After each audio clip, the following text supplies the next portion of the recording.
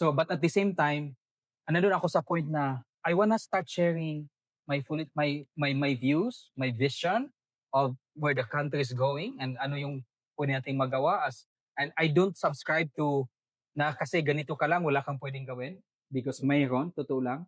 And as simply as voting correctly. Okay. Okay? So parang nandun ako ngayon na I just wanna air out.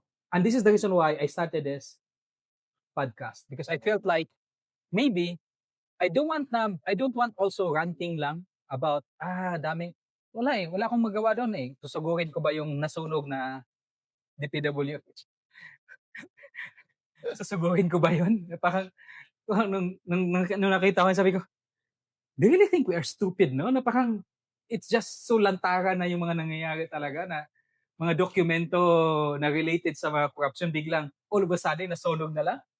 And then ang alam na natin na magiging story niyan, may faulty wiring, may kung ano-anong lalabas na report. But I don't wanna be ranting, I wanna be part of the solution. Okay. So, sabi ko, one is I need to start the fear of airing my opinions because yun yung sa akin dati, takot Sa ako. tingin mo bro, anong yung pinaka-root cause ng corruption? Ako grassroots talaga eh. I Okay. mean, the people kumbaga sabi nga eh, masakit man siyang aminin, but we deserve the kind of government that we have.